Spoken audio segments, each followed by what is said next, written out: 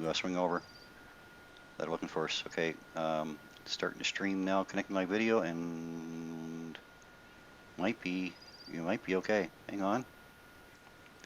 Okay, we're up on YouTube, and we're up on Facebook. Go live on Facebook.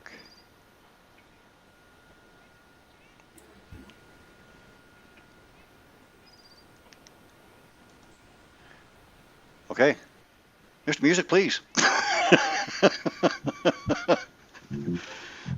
Here we go.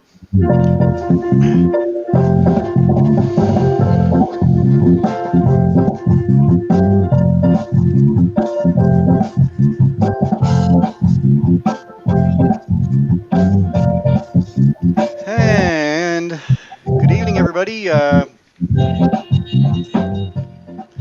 We do realize that we're about a half hour late getting started tonight. There may be some troubles with my server in Montreal at the moment, but we'll have to go with it. So here we are. We're back anyway.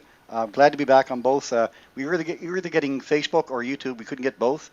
And now it looks like we are simulcasting to both channels. So good evening, everyone. We're sorry we're late, but we'll still try to carry on with the 1 hour show anyway.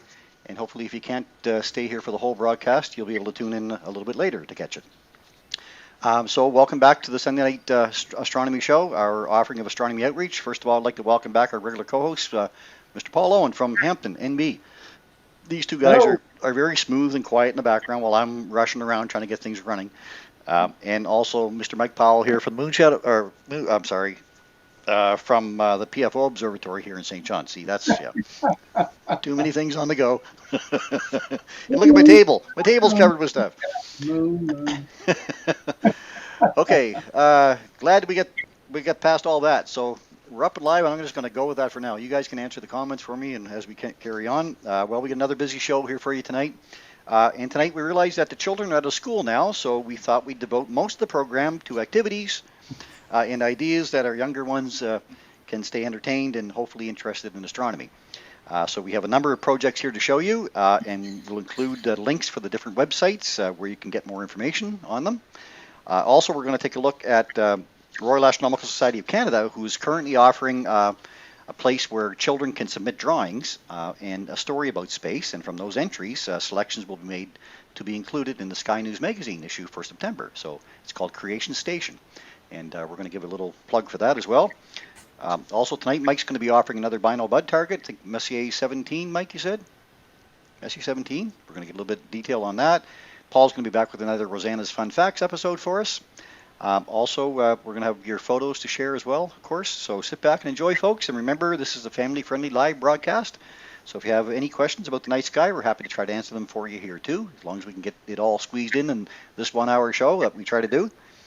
So let's get started a little bit, I guess, with some of the projects we have in mind to help kids learn more about the night sky. Hey, that'd be me, I guess. Be you. Okay, let's get started. So what I did was I went around to a few websites and I picked up a few things that I thought were kind of cool to consider for kids for astronomy learning, and that's why my table's covered up. And I'm going to start out with one which is really kind of neat. Also, I'm going to talk a little bit about this little thing here beside me too a little bit later too. But you might want to pin yourself there. Okay, will do. That's a good idea. I figured when you're starting a new baking show, I want to be able to see what you're making. All-purpose flour. No name is okay. You don't have to go Robin Hood. The no name is okay.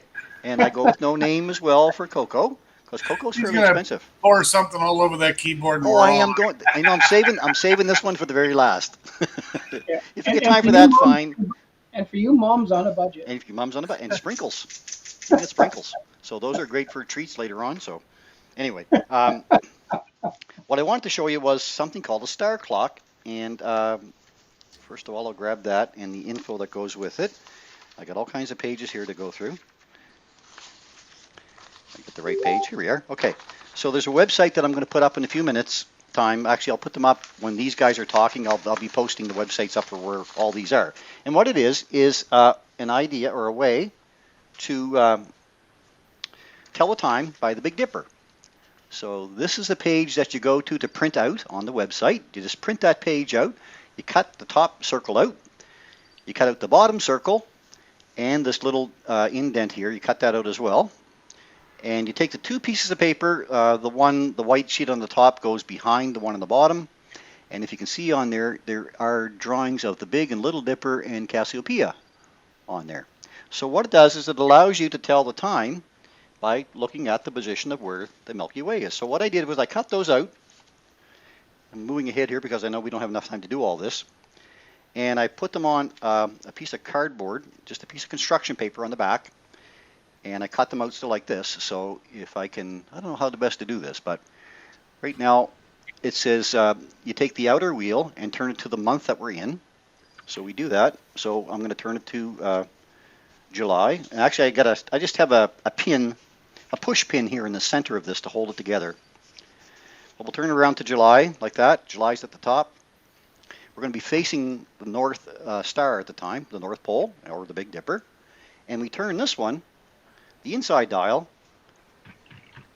until it matches the shape of or the location of where the Big Dipper is right now in the sky. So if it's upside down or if it's right side up or turned a certain way.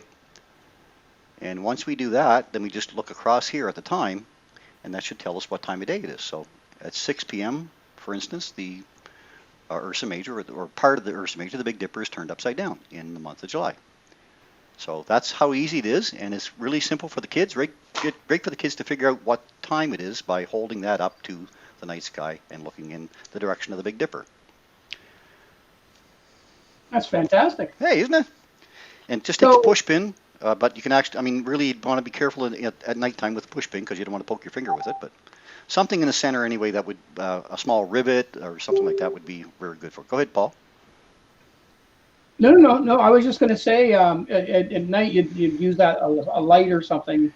Yeah, absolutely. A red flashlight would be best, but I mean, I've even got a couple of flashlights here to show you with something else later on. So that would light up quite nicely with a flashlight. So telling the time by looking at the Big Dipper is a really neat little thing that teaches kids that these constellations are what we call circumpolar. So they go around the North Star, which is the one in the center there.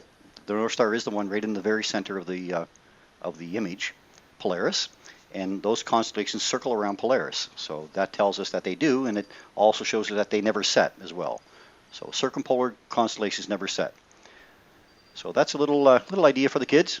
That's one, and I'll do one more, and then we're going to go to something else. So the second little idea I had was making a star wheel. And that's this one.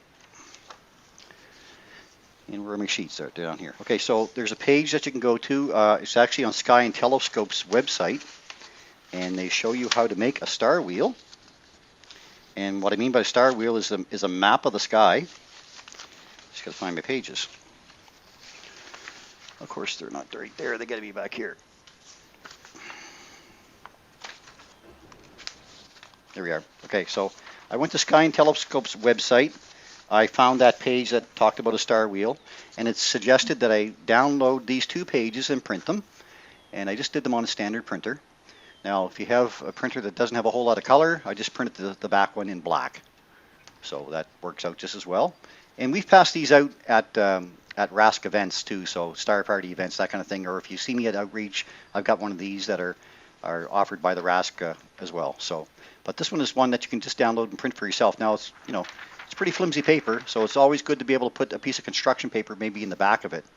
So what you do is you take this one and you cut it to the full circle size, and the second one, you actually don't cut out the full circle. You leave this piece that's here at the bottom. You see the outline there on the very bottom, so you leave that piece, but you cut out the center and all around the edge, all around the outside. And what you end up with is this. There's your star wheel. So there's my circle, and there's the piece inside. Now what I did, of course, was that piece that sat at the bottom down here. All I did was I turned it around and I folded it right there on that line. And when I folded it, I put a couple of pieces of tape, one on either side, just to kind of hold it together. Again, I put a little piece of construction paper in there just to kind of stiffen it up a little bit. You can put one on the back side as well if you wanted to. But there again, all you do is rotate that that circle, and you set it up for the date and the time. So the outside dial is the date, and the inside dial is the time. I don't know if I can make myself any bigger than that. I think I can. If you guys don't mind, I'll just swing that up a little larger. I think I can in here somewhere. Change layout, spotlight. There we go. I think that'll do it. Okay, so there. So this again, that's it. Of course, it's backwards for your view. But anyway, at the very top are the days of the month and the months themselves. And then the next dial in is the time of day. So if I was going to look at July the 11th, which is up here at the top right now, I turn the dial to it says July 11th or roughly around there. And if I went to 10 p.m., I would just turn that around until the 10 p.m. and the July 11th kind of met here. And then that would show me what's going to be up in the sky at that particular time. And as we rotate it, we can tell that the sky turns and different constellations disappear and other ones pop up, so different times of the year. So this is what we call a star wheel. And it's a good way to get out underneath the sky and to find out exactly where you are. So it also has a south at the bottom, a north at the top, and then a west and the east. So what we do is we say that the sun rose in the east and the sun sets in the west, so that's east on this side and west on that side. That means south is towards us and north is that direction, so we hold it like that, turn it over our heads, and that's the sky tonight on that particular date. So very simple idea, star wheel, easy to make. If you can print off on thicker paper, that's even better. Like this is just a real thin paper that you would print a normal document on, but you can get thicker paper that you can run through your printer as well, and that would save you from using construction paper in the back of it. So we have a star wheel and we have a star clock. Two ideas to get the kids interested in learning a little bit about the night sky, all for free. Easy downloads. And I will put those links up as soon as I get off my topics and get on someone else's. So let's take this off Spotlight again. I'll just stop sharing. Oh, I'm not sharing. Was I? No, I wasn't. Change layout. I'll go back to tile. There we go. And now I can unpin myself. There. We're back to normal. Then you're back to normal. That's Well, whatever normal is tonight. That's very relative. Yeah, it is certainly. Anyway, that's a couple of little cute projects for the kids. I mean, they from 6 years old to to teenagers. Really, they can take that project out and try it out, and it does work underneath the sky. I've tried it. You guys have tried it, especially a little clock one. I wasn't quite sure about that, so I did take it out in the yard a while back when we had a clear sky, and I tried it, and sure enough, it was so. Where do you put the battery? It's in the pin. It's a little tiny little wee battery that sits in the center of the pin. Okay. Oh, a little wee one, yeah. So does the Little Dipper arm act as like the big hand or the little hand? It acts as the yeah, it does, yeah. Yeah, the little or big hand, whatever you want. Anyway, it's kind of neat. That's awesome. I thought it was pretty cool. I'm waiting for the digital version, man. Yeah, okay. Well, these are timeless, eh? They never change, right? So Exactly. yeah, you don't have to worry about software upgrades for these ones. There you go. Okay, so Just that's for your printer. And they're not just for kids. I mean, anybody who knows nothing about the night sky. What a great place to start. I would never have known to look at the Big Dipper to tell time. Yeah. So yeah, I mean. Yeah, just the cost of a little bit of ink and your paper, and there you have a tool all ready to go. Yeah. You don't even need binoculars to do that. Right, or download it at work and print it off on their copier. Oh, I mean. Yeah, even better.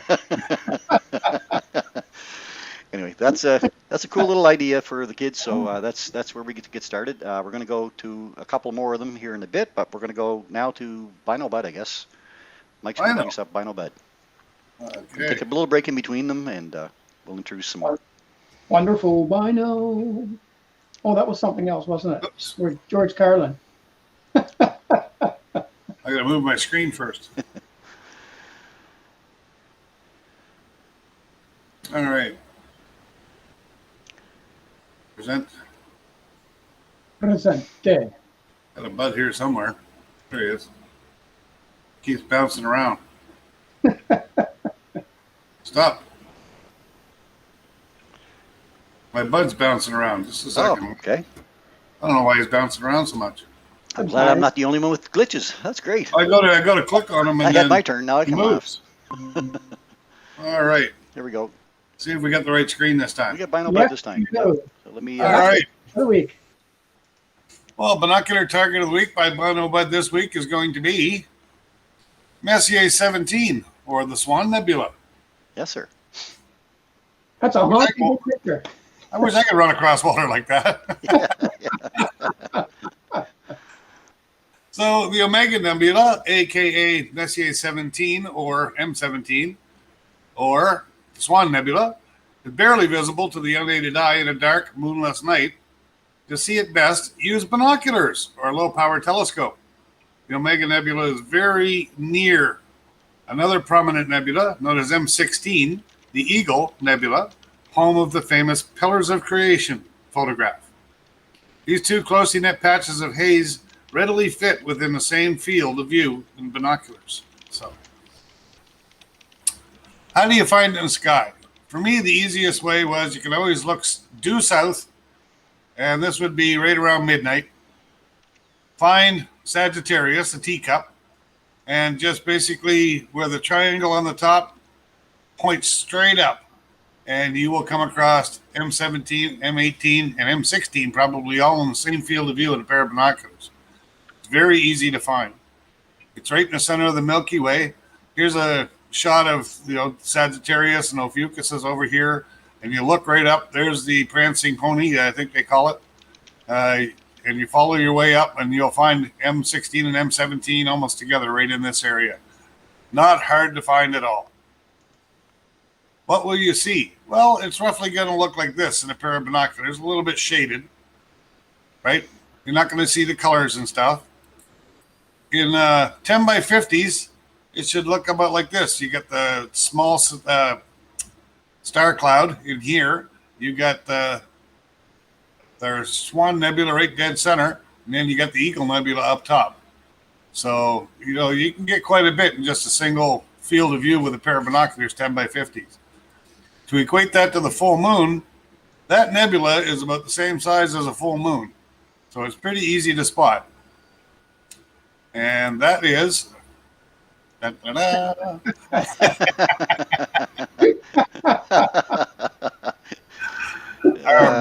Target of the Week by Bino Bud. Awesome. Good stuff. Thanks, Mike. That's awesome. And stop sharing. How do I stop sharing? Done? Or do I have to stop sharing? No, you're good. All back. Perfect. Yeah. Awesome. Okay, awesome. Another Bino Bud out of the way, and let's go to a couple of more little projects then maybe. Okay, so the next one up is, where am I next? Okay, too many things on the go. Oh yeah, Constellation Cups. There's another one called Constellation Cups, and what I did was I went to a particular website and I printed off this drawing that he had offered.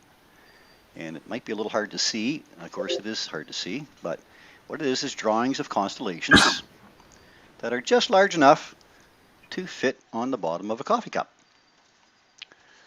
So what you do is maybe we'll do that one from scratch. I wonder if I can do that. We'll see. See how it works out. Okay. So what I've got is a black coffee cup, and I picked black because I don't want a lot of ambient light around. Where's my keyboard? There it goes. So in my hand I have a whole pile of little constellations that are cut out. This particular one actually in front here is Orion. So we'll use Orion this time. And there's a bunch of others, the Big Dipper and Sagittarius, Hercules, all those kind of things. So what you do is you just take the Orion constellation, and I open up a little glue stick. I haven't used this stuff in years. Like, I haven't had kids in years to be able to play with this stuff. So this is like, I'm having a ball here. Wait till I get into the big mess when I get into this one. Okay, where's Orion? There's Orion. Okay, so all you do is you take Orion and you try to get him to fit on the bottom of your coffee cup. Let me enlarge my screen again. Sorry. I think I can do that again. Bring myself to spotlight. There we go. Oh, got you on spotlight. We'll do that. Go back here. Change layout to tiled. And maybe I had to share. Did I share last time, Paul? Is that what I did? Yeah. Yeah, share my entire screen. No. No, you're not sharing No. because you're not changing your screen. You just make it big. There, You there we go. Pin. There we go. Pin. That was it. there you go. That did it. Okay, that's big enough. Okay, so anyway, we've got Orion again right there. Again, a little hard to see because of the light and everything, but that is Orion. So we take Orion, we put him on the bottom of the coffee cup, cut him out so that he fits okay. We'll throw a little bit of glue on there first.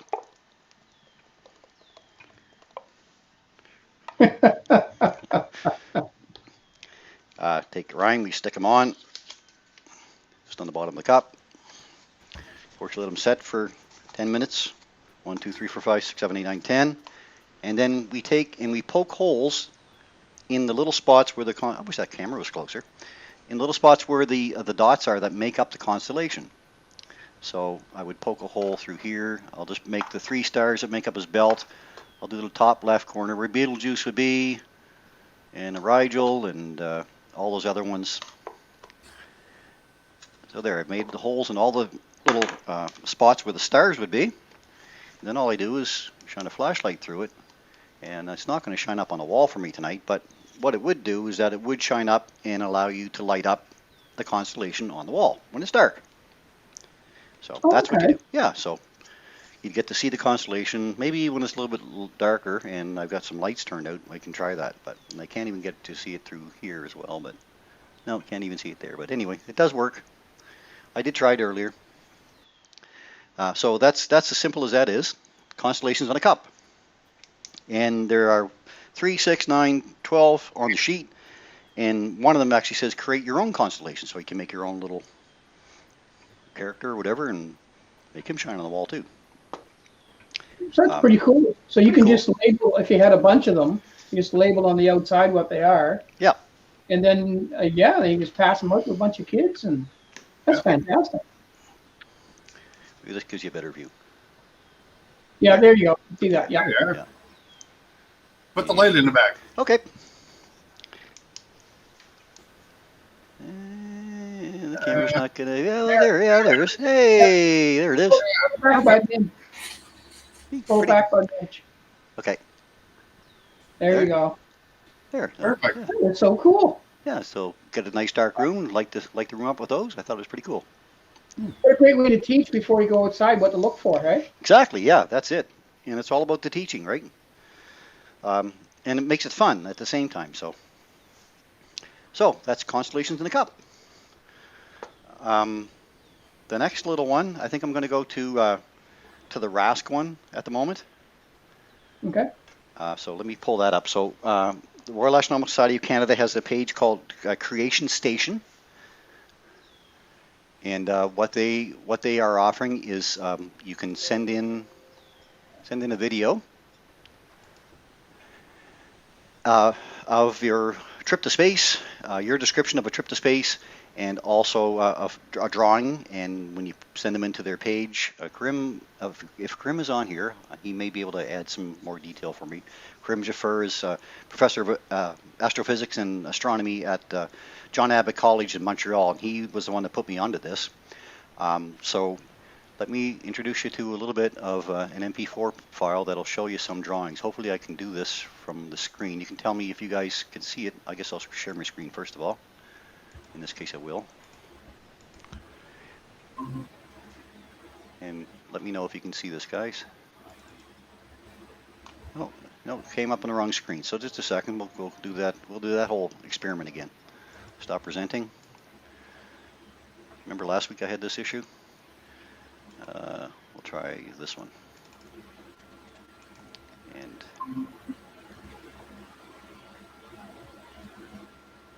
There, yeah, I see it. but it's not. It's in what's in one of the smaller windows, yeah. So if I pin that though, there, that should bring it up. Let's try that.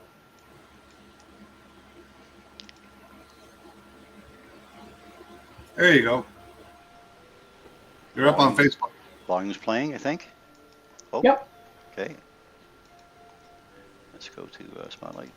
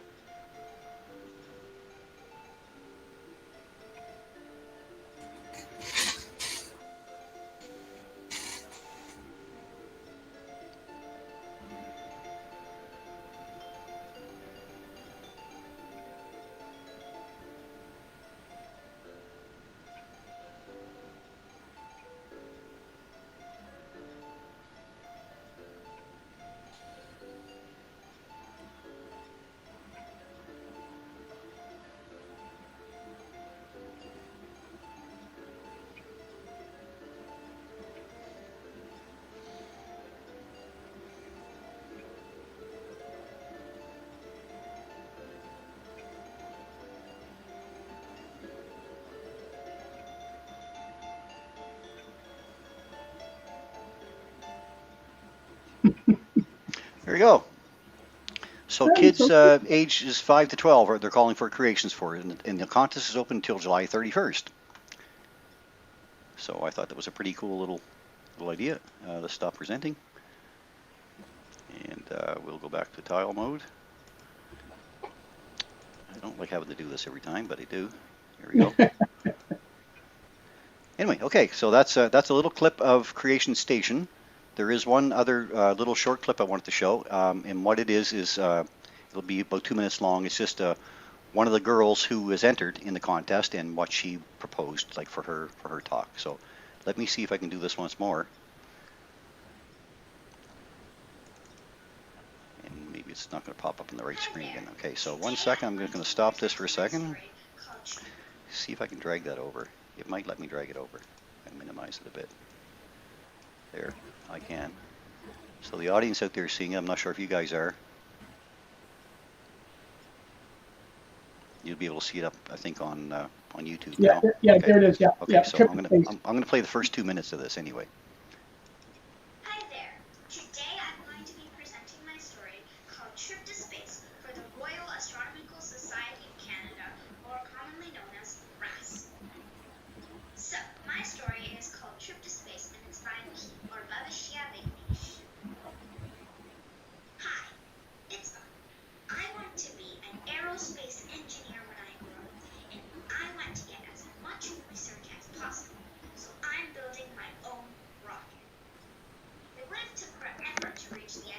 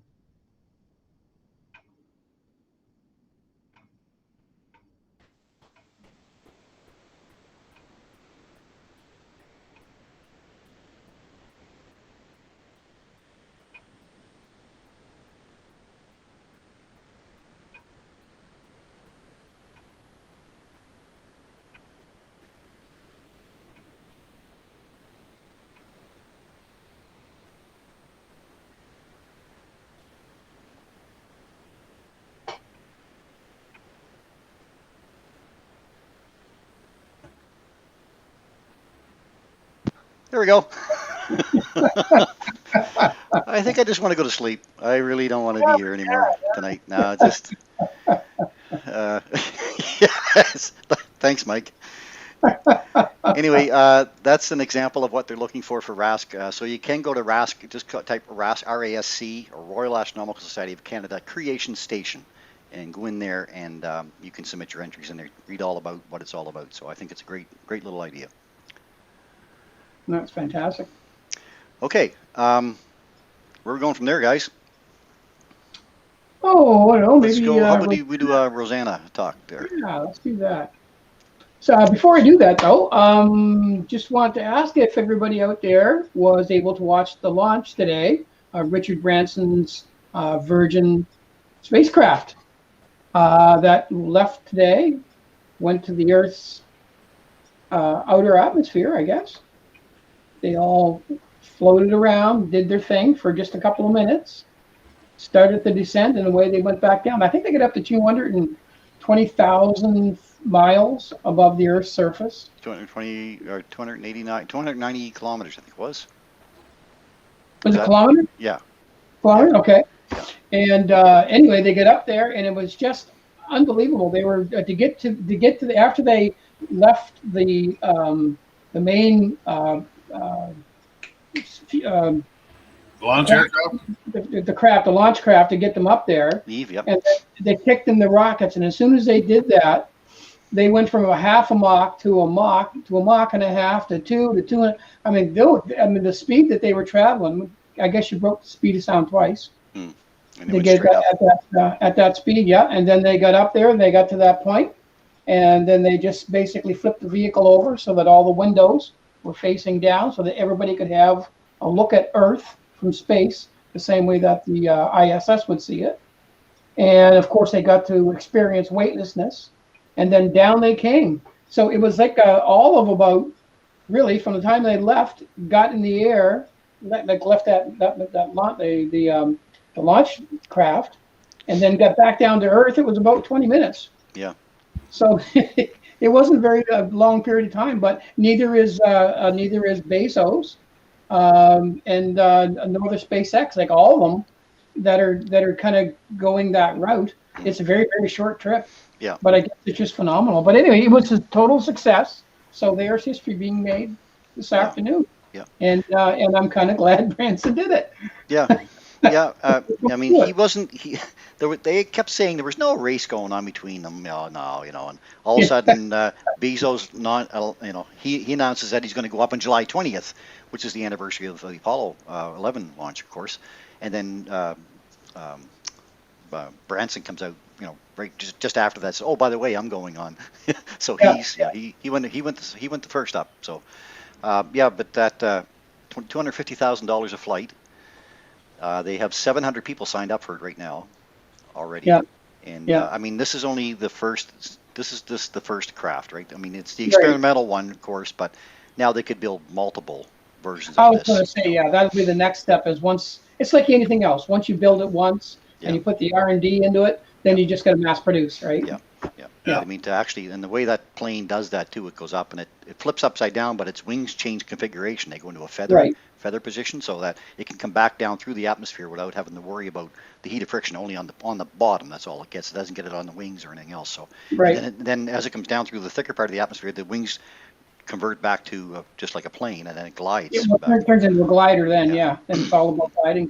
The guy that designed that aircraft he's all in a league of his own. His name is Burt Rutan. Yeah. And he started off designing weird looking airplanes, like with the engines on one side and everything else. And it was they approached him and said, "Would you design us this spacecraft?" And what a fascinating looking machine he came up with, eh? Yeah, the spaceship too, and that one as well. Yeah, both components, right? They're amazing. It's incredible. So he goes to 50,000 feet before he drops. Well, what I found interesting about it was they had Chris Hadfield there throughout the whole launch. I watched it on the Virgin Galactic's YouTube channel, and Chris Hadfield was part of the cast. And they were asking him, and they were saying, comparative to what you went through to get up there, how smooth a ride was that? And comparative to how it was when they got back down there, how smooth a ride was that? Because his first time he went up, he came back down in a capsule. Right. Yeah. And then he came back down in the shuttles, right? Yeah. But each one of those things to get up there was force of a rocket. Right. All that stuff, right? And these guys, they just fly up into a certain elevation. It was just so amazing to see the simplicity of what they did to get up and get back down again. It's just unbelievable. Yeah. So 4 minutes of weightlessness, and you really, I mean, you have to be in physical shape, but you don't have to be in top physical shape like the astronauts are when they have to experience a lot more G's. Like I guess they experienced between 3 and 3.5 G's today on their way up and on their way down, like coming back through. And it was noisy, apparently, even coming down through is as noisy as it was coming up because they still hit the atmosphere at a hard rate, right? So because they never changed crafts, right? Right. No. Yeah. So, but just the adventure, the whole adventure. That part of it was probably only about 20 minutes, right, from the time that they disembarked until they actually landed again. But did you notice that they didn't have any kind of space? Yeah. Didn't need to. So just as comfortable sitting on a bus. Yeah. Up you go, right? Yeah. No pressure suit, really. The whole thing was just amazing. Like anyway, a modernized version of the X-15. Yeah, basically. Launched the same way, up they went, come back down, landed on a runway. I think Bezos is a rocket. He goes straight up, right, from That's correct. I think that's what he's going to be doing. Yeah. And then I've heard too about a balloon, like this large helium-filled balloon that's going to be something that they're looking at now, that you just coast up slowly, and then you get up to a certain height, and then you're back down again. But you go up there and have a few drinks, look out the window, kind of thing. That kind of thing. It's like it's Yeah. a fairly big platform, but that Yeah, starts blow at bubbles. 100,000, I think. Yeah, yeah, blow bubbles. Anyway, yeah, I mean, it is Okay. kind of neat to see that it's billionaires against billionaires. Yeah, we understand all that, and it's Yeah, only but the you know rich that what? are It going to has do to it right start now. somewhere. It has to start That's right. somewhere, and these guys are making it accessible to the normal, the normal guy, right? Whereas when it's NASA, it's just purely, what's the word I'm looking for? It's research, Right. Yeah. right? Yeah. But now it's okay. Well, at least we can get up there and you can do that. And it's not about research. It's not about training and only very few selected. And now it's going to become eventually, not in our generation, but maybe the next, Yeah. a very normal thing to be up and around in space, right? But space tourism, and I mean, if you can take people like him up, though, I think like I don't know who the first 700 people are, but as you start to bring people up and show them the curvature of the Earth, I wish there had been somebody there from the Flat Earth Society. But anyway, not yet. But maybe they're booked on one of the future missions. But I mean, when you start, I mean, even astronauts when they go up on the space station, they come back, they have a whole new feeling about how where they are, where we are in this world, right? And it might be some of these guys who are going up in future missions that actually or future flights that will actually look at the world in a different way. So maybe there'll be some good coming out of it, even in that direction, right? That Yeah. looking at the planet as a ball that it is, right? So Yeah. Well, if you think about the people from our generation, we saw the first flights and we were brought up around Apollo. yeah, But a lot of the people that are with us today weren't brought up in that area. They were brought up in the shuttle area. right. And a lot of the shuttle area people that weren't in the shuttle area today, this is the era that they're brought up in. So this evolution taking place right in front of us. It's just unbelievable. It is good. We're living through history for sure. Yeah. Yeah. It was an Absolutely. amazing flight for sure. It was just nice to see that it actually did happen. And, Yeah. Exactly. he's the CEO, so it'd be safe enough for him to go. So. Well, and that was the thing, there's a guy, who shows leadership because, okay, for the first one up, I'm going to be on it Yeah. for obvious reasons. But Right. still, at the same time, if it had gone south, well, Could have lost him. Yeah. Well, he's an adventurer type anyway. He tried to make it around the world in a balloon. yeah, there you go. Yeah. So not much phases No, Richard Branson. he has no fear. Yeah.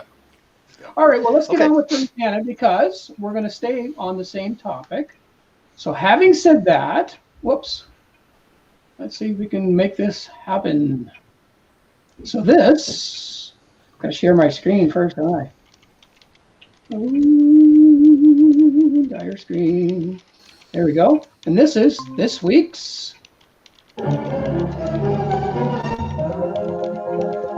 Rosanna's Fun Fact. Well, we got that part. Okay. Hey, that's a technical glitch that we didn't have this week. Well done, Paul. Thank you Make very it much. work. I feel like Richard Branson right now. Yeah. Let's quit right now. Goodbye, everybody.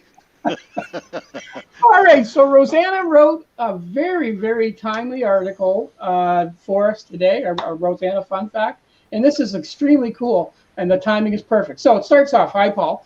Lady luck, lady luck.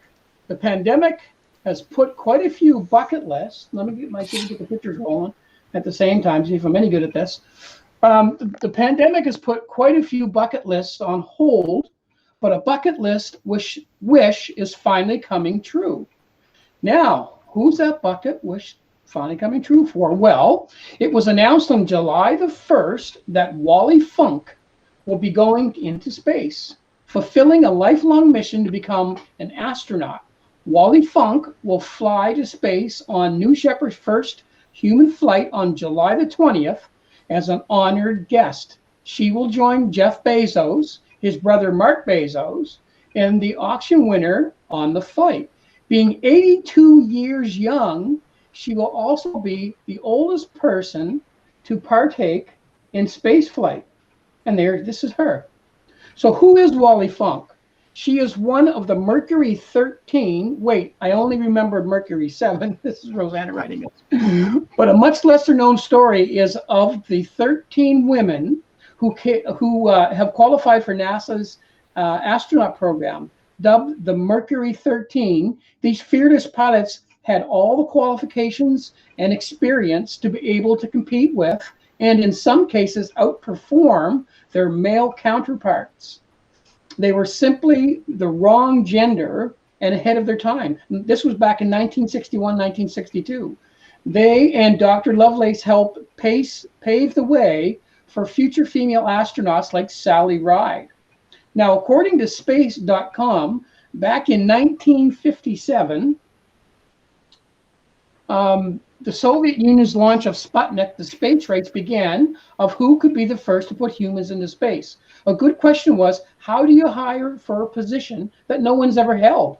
And before the United States had even launched an uncrewed satellite into space, according to the Harvard Medicine magazine, officials turned to Dr. William Randolph, Randy Lovelace, and aerospace physician and the head of NASA's Committee on Life Science for guidance. Lovelace was in charge of developing physical and mental tests to ensure that astronauts would be able to handle the rigors in operating in microgravity. Now, the testing was incredibly thorough in order to confront all of the known and unknown challenges of the space travel.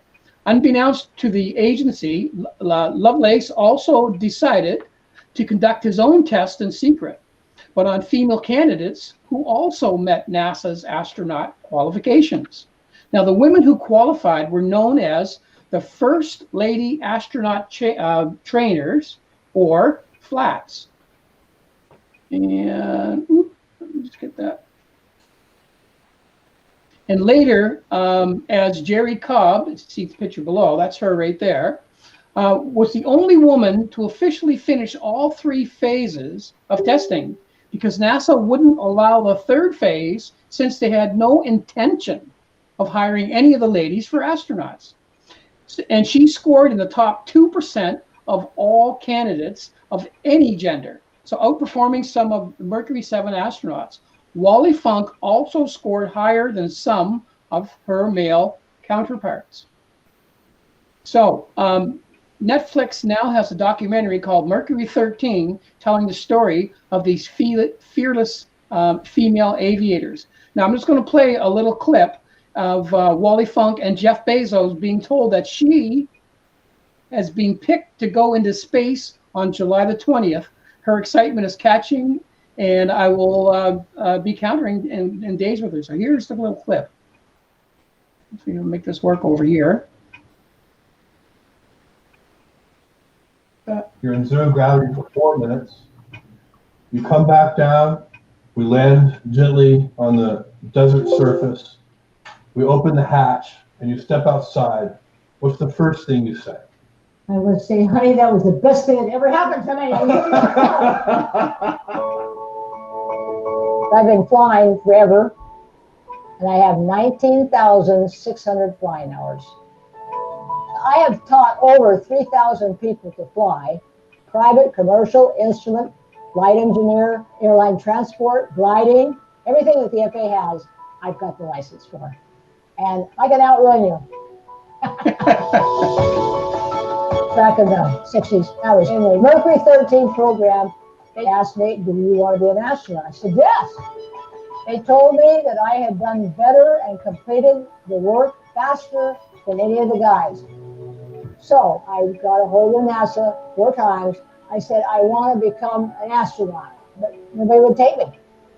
I didn't think that I would ever get to go up. Nothing has ever gotten in my way. They said, well, you're a girl, you can't do that. I said, guess what? Doesn't matter what you are. You can still do it if you want to do it. And I like to do things that nobody has ever done. We're going to fly you up into space on the very first flight. That's your I can't tell people that are watching how fabulous I feel to have been picked by Blue Origin to go on this trip. You're going to be an astronaut. Oh, finally! Now, I love every second of it. Woo! I can hardly wait.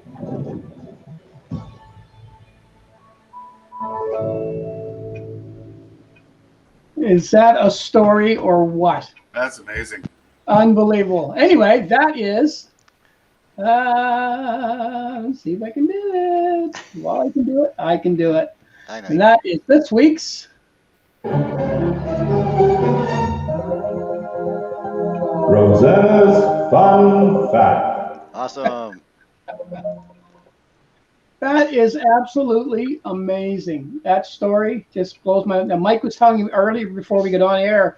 Mike was telling me the story that he actually watched this whole show on these ladies, and I've got to watch it because I haven't seen it. Yeah. And anyway, Unbelievable. Yeah, no, incredible. Yeah, incredible. I mean, they're the ones that should have been on the way to the moon too. So just the way it should have been. yeah. But thankfully, I mean, by 2024, we're going to have the first female astronaut walk on the moon. So that's going to be amazing. And here she is going up with this. This is quite a trip. Obviously Yeah. nice. 82 years old. 82 years Oh, yeah, old, unreal.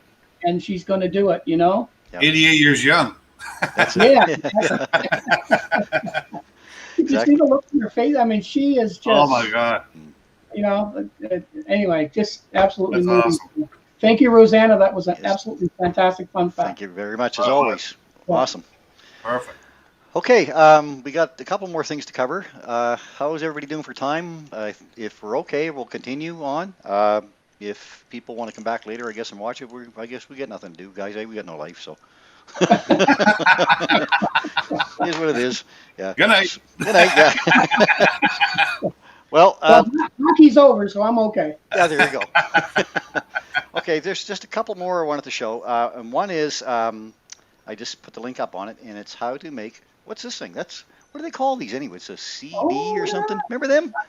I was selling stereos when they first came out. Is that after 8 tracks? That's after 8 tracks, yeah. Cassette, after cassette. And cassettes.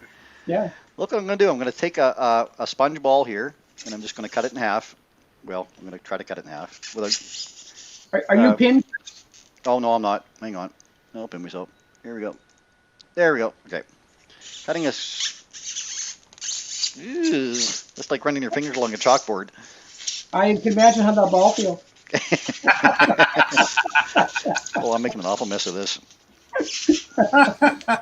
There's somewhere in there. I think that's the middle, somewhere like that. There. Hey, close. Okay. So your CD, a little bit of glue on the top. Let's do this for fun. Why not? Throw some glue on the top of the CD, all over the place. Ooh, I like making a mess.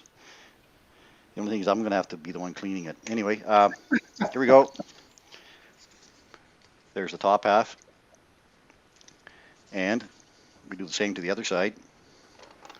Pile of glue.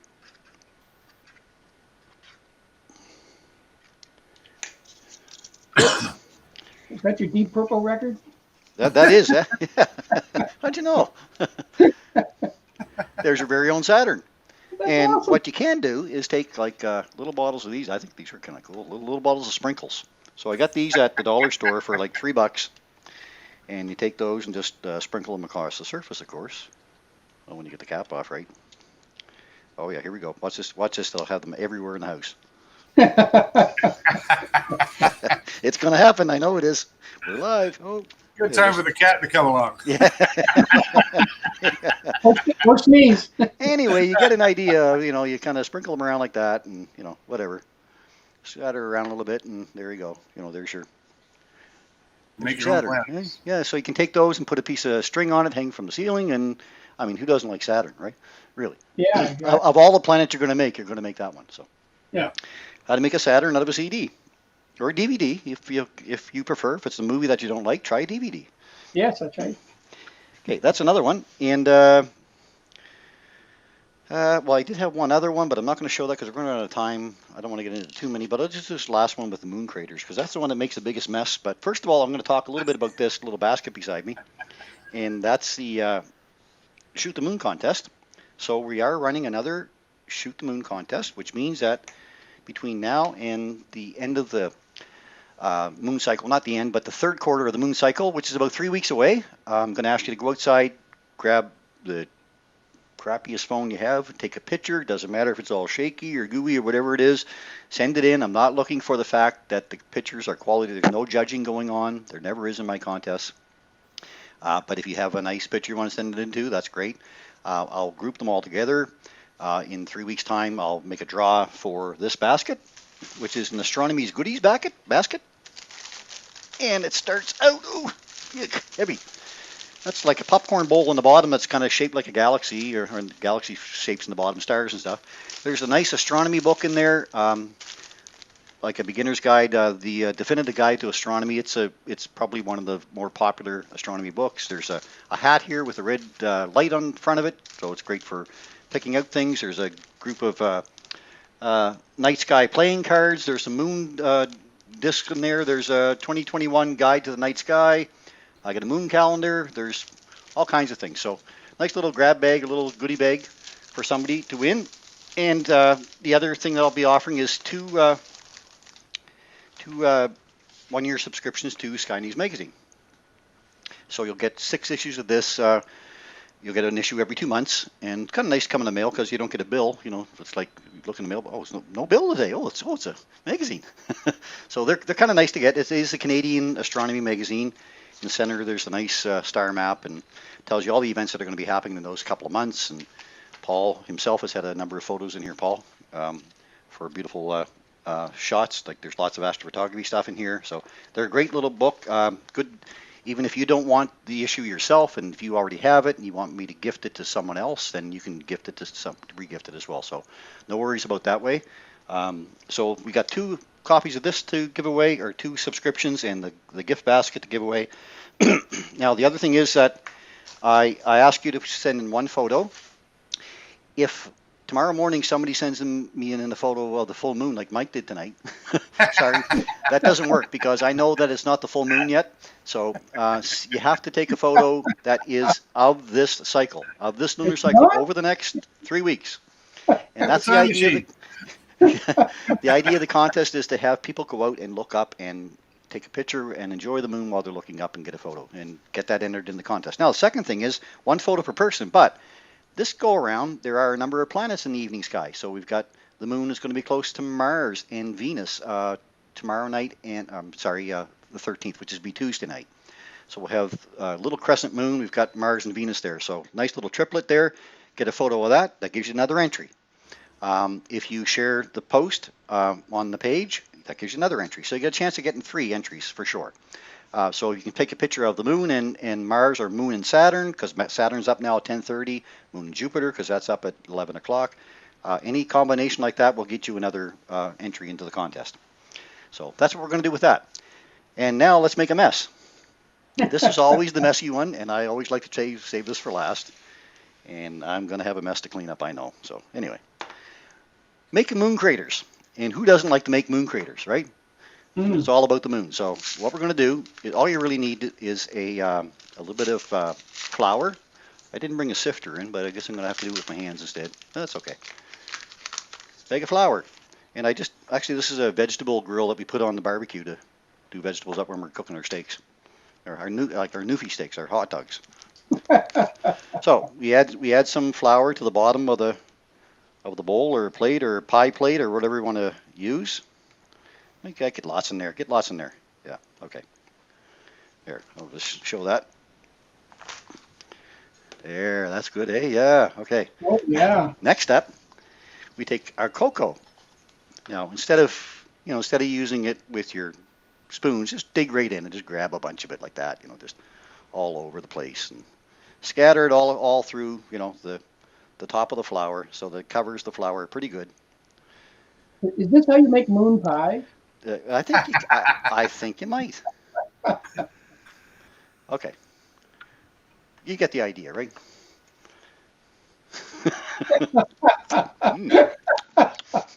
Oh, that's pretty bad, that cocoa by itself. Anyway, there's the idea.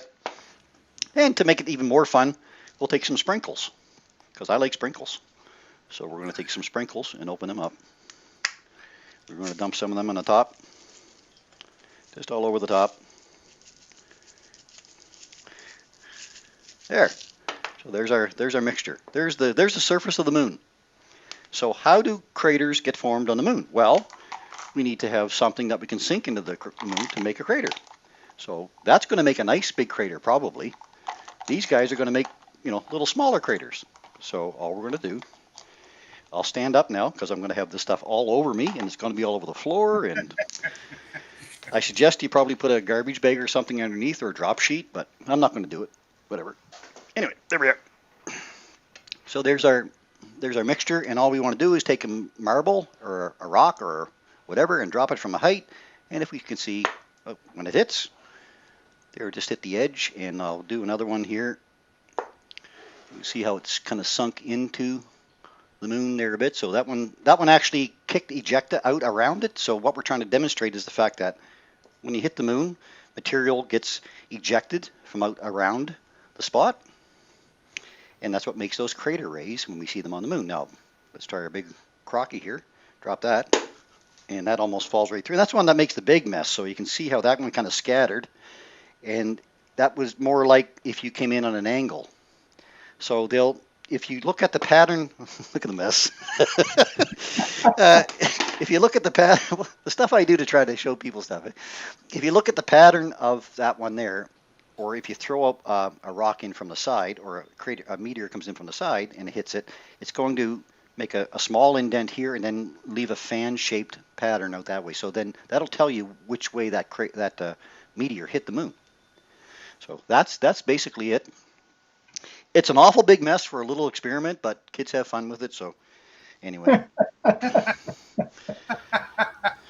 did I do?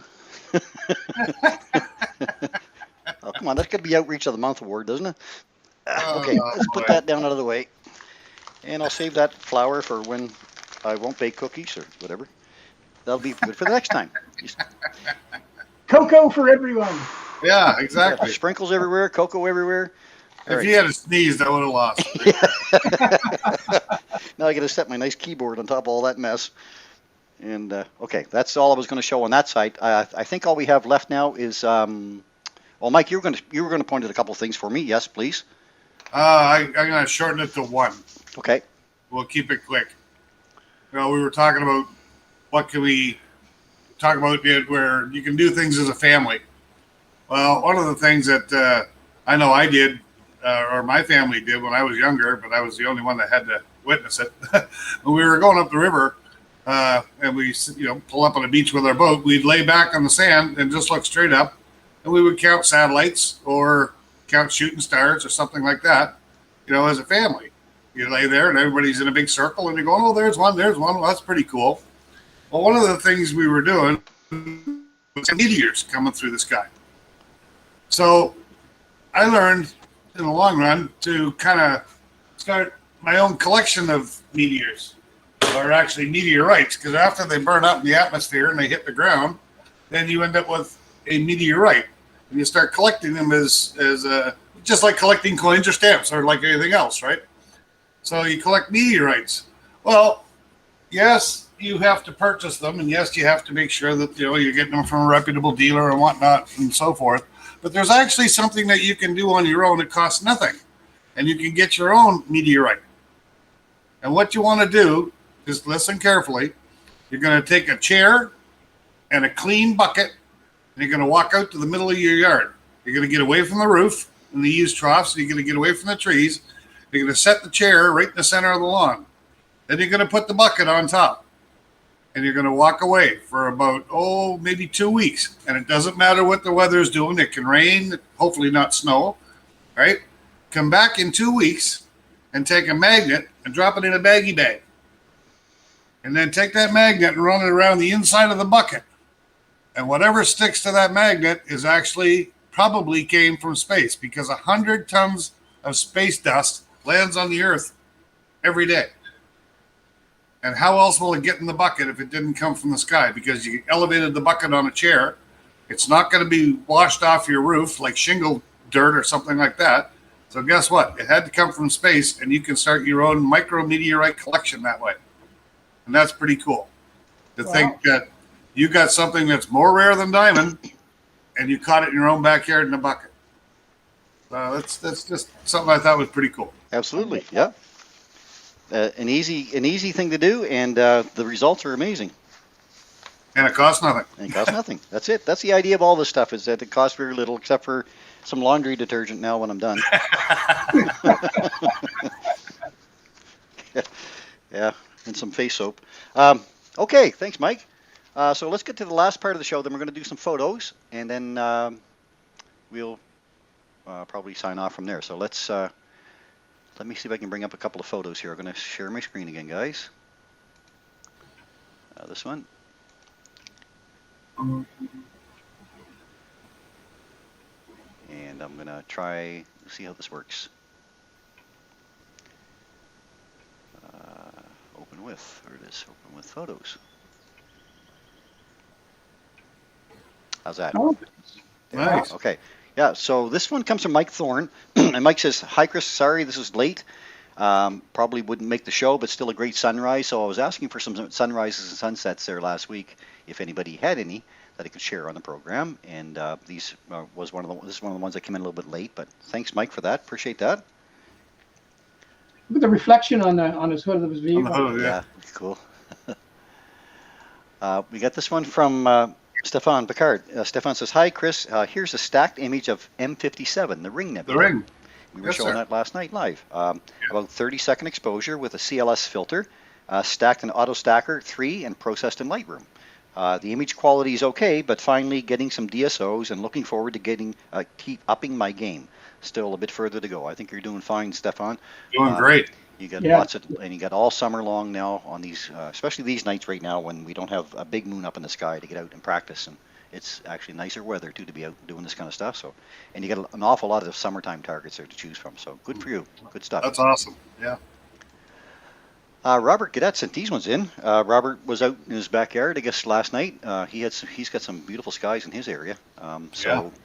This is one. He says the Cygnus area of the Milky Way. I'm not sure what Cygnus means, but Where? yeah, that's what I was saying. So the Cygnus area, of course, very nice. Beautiful. Looks like Sadar, I think. I think he was going to talk about Sadar in the next couple of shots here. The next one he says is the head end of, oops, too many, sorry. The head end of Aquila, showing Bernard Z, Yep, up in the top right. top right. And There's a coat hanger on the top. Yeah. yeah, so this photo is shows the area I'm referring to, he says, so. Right on. Okay.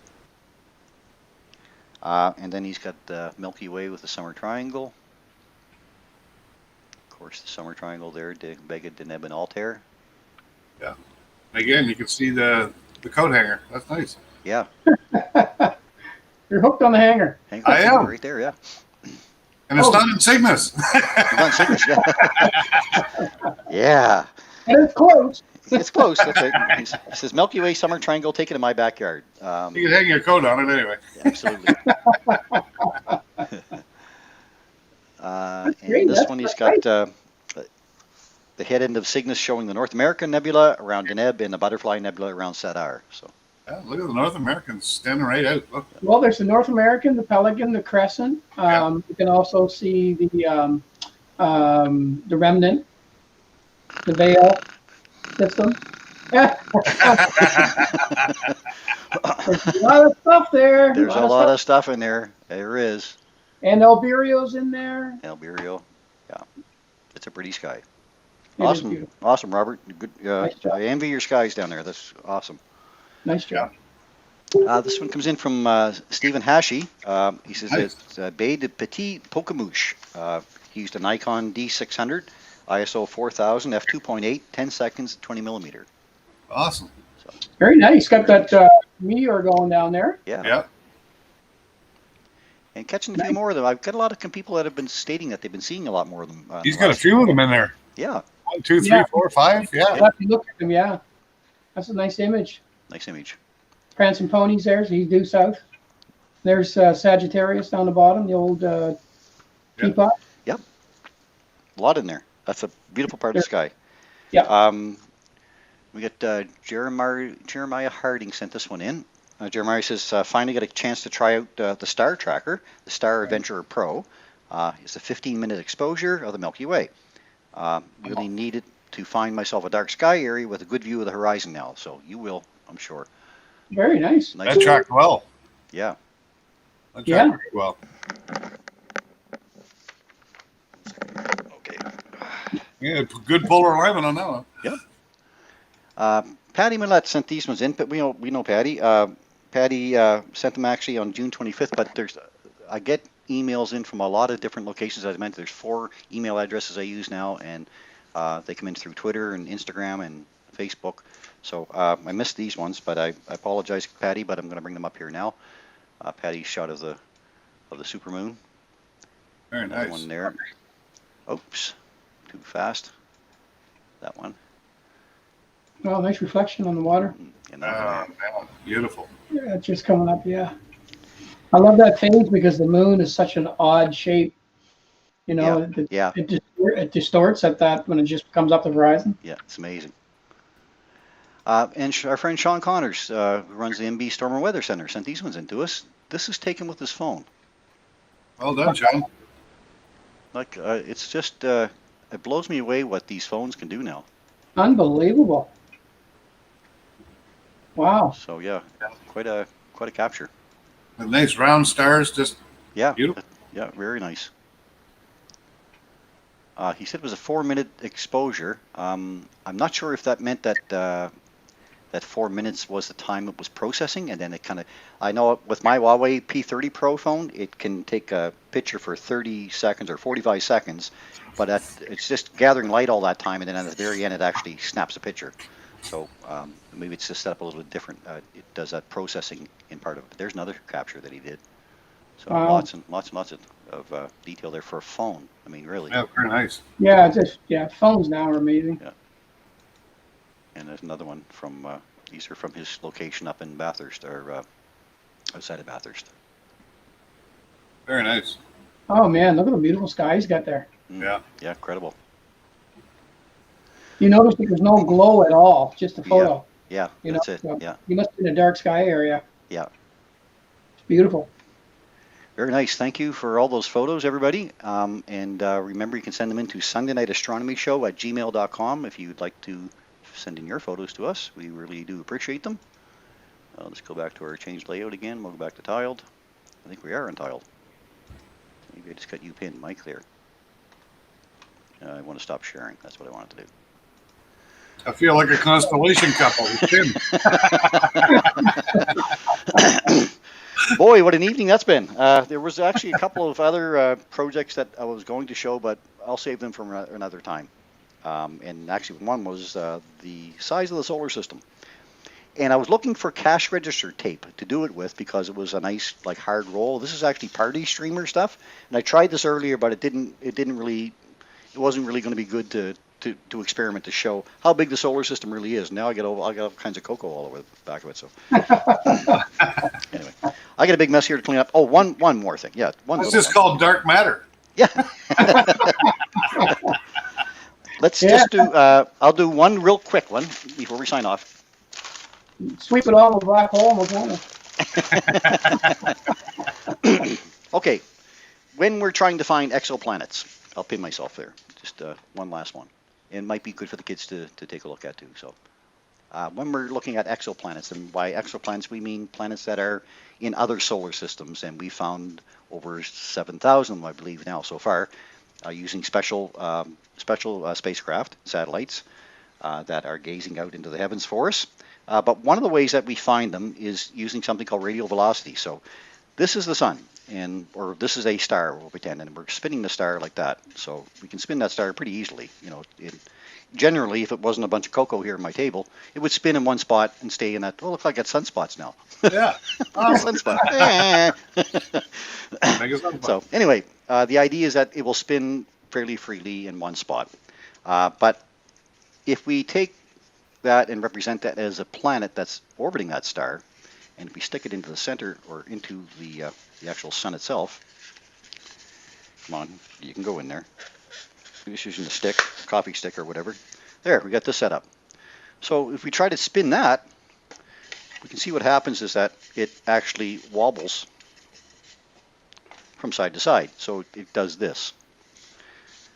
So that's because this has set that balance unstable. But what we're trying to show here is that the fact that although this star affects this small planet, that small planet also affects the star in a smaller amount. So if we're looking at it from a distance and we're looking at the star this way, we may see that star do this as this planet tugs on that star. And as it goes around the other side, of course, it's going to tug on it the other way.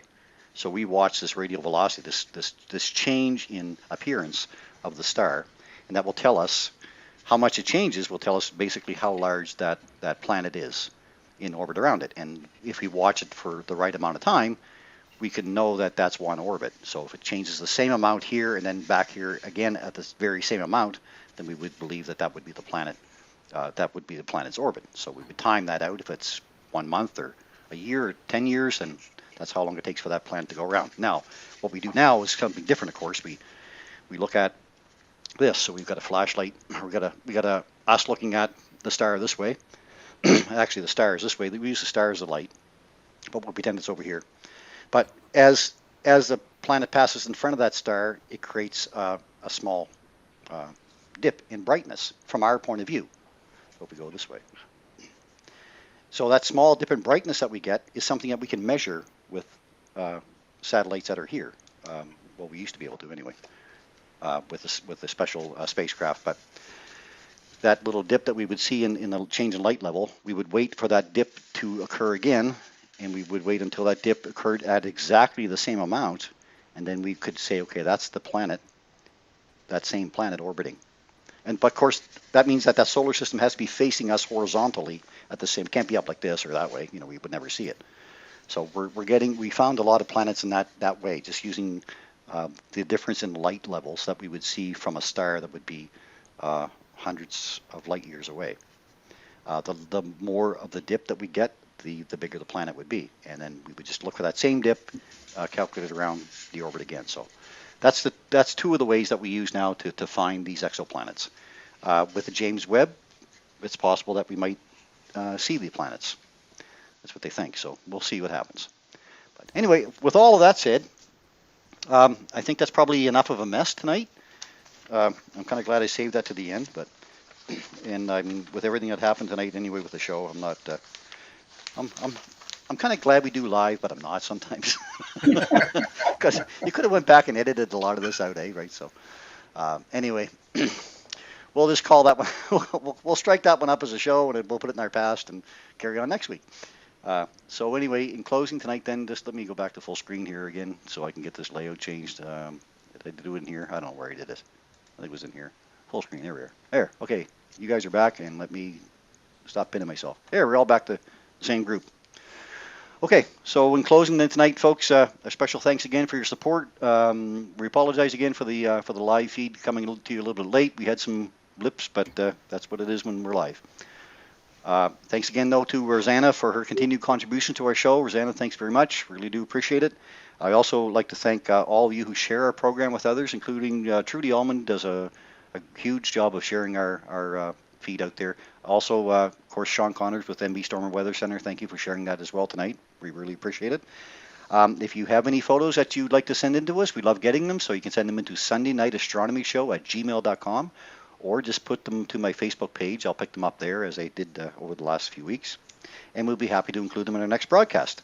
Also looking for suggestions for topics for future shows. So if you have anything that you would like us to discuss in a future episode, please send your notes or your topics or whatever you'd like us to talk about to the same address, SundayNightAstronomyShow@gmail.com, and we'll try to make it happen for you.